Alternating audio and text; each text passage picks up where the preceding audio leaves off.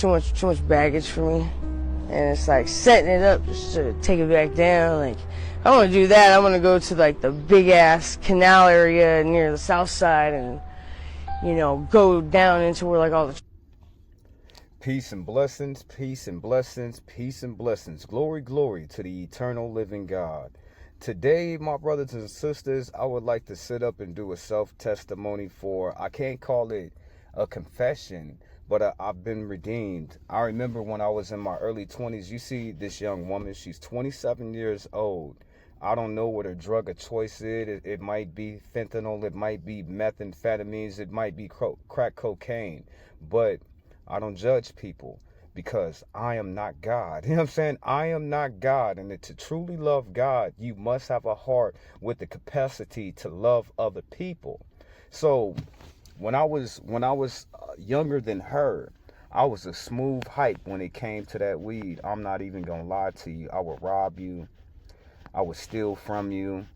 I had a job and everything. I needed weed on everything, family. I'm not for my younger brothers out there, I'm not going to sit up here and put a stumbling block or a snare in front of you and tell you that you should partake in these things.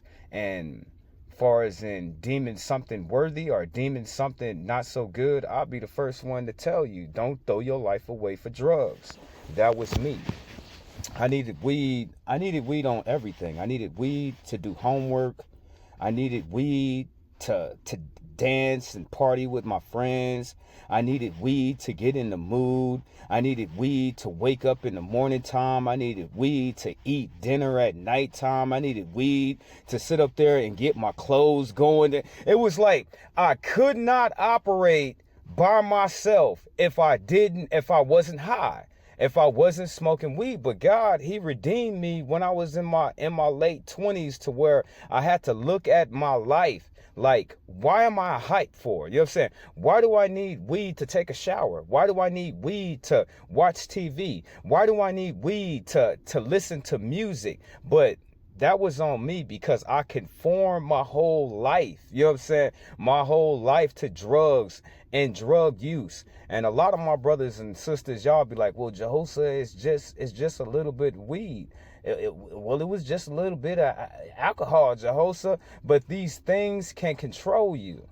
What do you mean? You were set up. Yo, look at the story that I'm painting on this tapestry of this picture for you. It controlled me. I needed weed early in the morning time. I needed weed late at night. As soon as the high went down, you know what I'm saying? I was right back rolling the joint. I was sitting right back, rolling and twisting another blunt all over again because my dependency was on something. I thought at that time, being so young, that I needed weed to satisfy my soul. God says there is nothing that can ever satisfy a person. A person will always want. God said that the only thing that would ever satisfy a man or a woman is God, for we was made in his image. We was made with the great purpose to serve him. That's the only really thing that will fulfill a man or a woman. What do you mean, Jehosa? God, he's the only thing. He's the only thing that'll fulfill all my wants, all my dreams, all my desires, all my longings. You know what I'm saying? Wherever my heart aches at, God is the only one. But I didn't know God like that. I didn't. I knew that he exists. I will give him that. I knew he was real. I knew that sometimes he would come to me and he would tell me certain things about my life, but I was still learning. So most of the times when he told me stuff, I didn't listen to him, and bad things happened to me every single time. You know what I'm saying? He chasing those who he loved. So I was completely dependent on drugs. I needed drugs to feel good about myself. I needed drugs to keep me in a relationship. I needed drugs to go to work. I needed drugs to eat my food. I needed drugs to go to sleep at night. I was a hype, but God redeemed me. If you ask God to come into your life and clean you up and redeem you, he's going to do just that. If you trust in him, if you have an earnest heart, and whatever your prayers was, whatever you was going to God. And as I look at my life now, I feel so damn disgusted at my own self that I was abusing the drug. Because a person should, just like the kids nowadays, the younger people nowadays, they sit up and they smoke 10 and 20 blunts. what? You know what I'm saying? They sit up and pop all these damn pills and do all these other drugs, and they think that they're living. I was the dead walking. I wasn't alive. I didn't feel alive. You know what I'm saying? I needed the drug to feel some type of sensation of life. You know what I'm saying? I didn't feel, if I didn't smoke no blunt, I wouldn't even feel like I was alive. If I wasn't smoking no weed, I wouldn't figure that I was having a fun time. It would be like, oh, look at this square person right there. They square. They don't even smoke no weed or nothing like that. And the trippy thing was about weed, and my first encounters with it, somebody slipped me some drugs in the weed. And after I had smoked it with the big homies, I said to myself, I'll be like, I never smoked this SHIT again in my life. But then they had slipped drugs in it, and I didn't like the way that made me feel, because I was high for like 7 days straight. And you'd be like, whoa, Jehoshaphat, what the hell did they give you? I don't know what they gave me, brother, but I was high for 7 days straight, non-stop. You know what I'm saying? Went to the doctors couldn't say nothing. But it took me a long time, you know what I'm saying, to start smoking again. But when I started smoking weed again, I started abusing the fact I needed it for everything. You know what I'm saying? Everything. I think sex was the only thing that I didn't need weed for. You know what I'm saying? I needed weed when I went around my grandma just to sit there and listen to her. I needed weed to get up early in the morning time. I needed weed to make it through my day at work. I needed weed to go to the DMV office. You know what I'm saying? I needed weed to deal with the police on the damn block.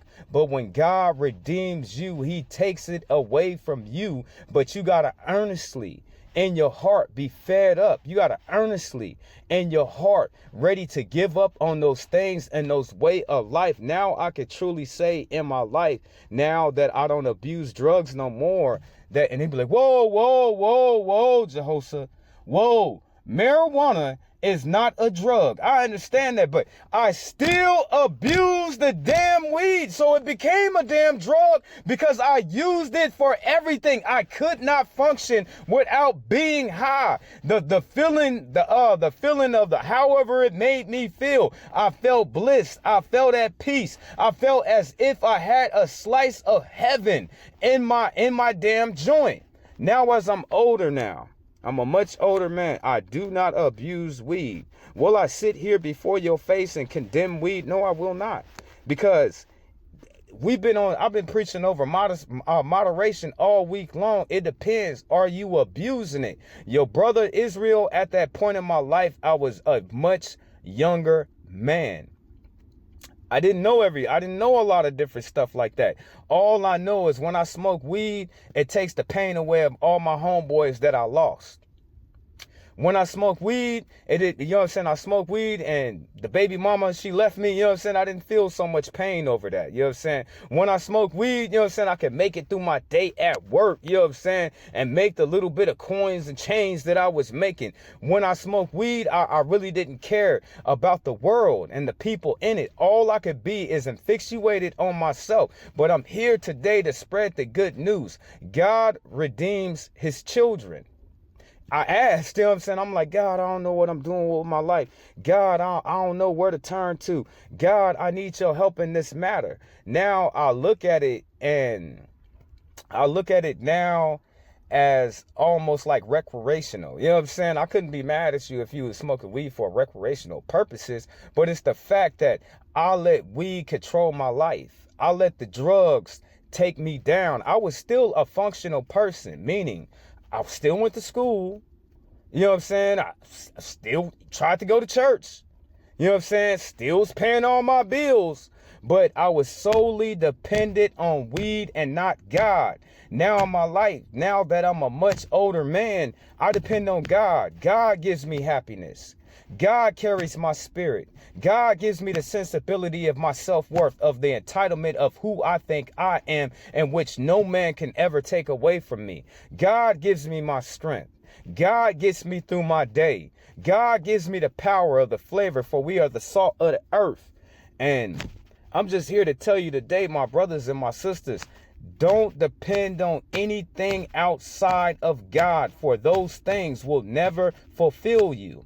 If you want God to clean you and to redeem you and to take the lust of the taste of the pleasure that you find in whatever that drug is and whatever that alcohol, what you think it does to you, God to take all that away from you. Now in life, I'm solely dependent on God. God gives me my self-worth. God gives me my strength. God carries my heart.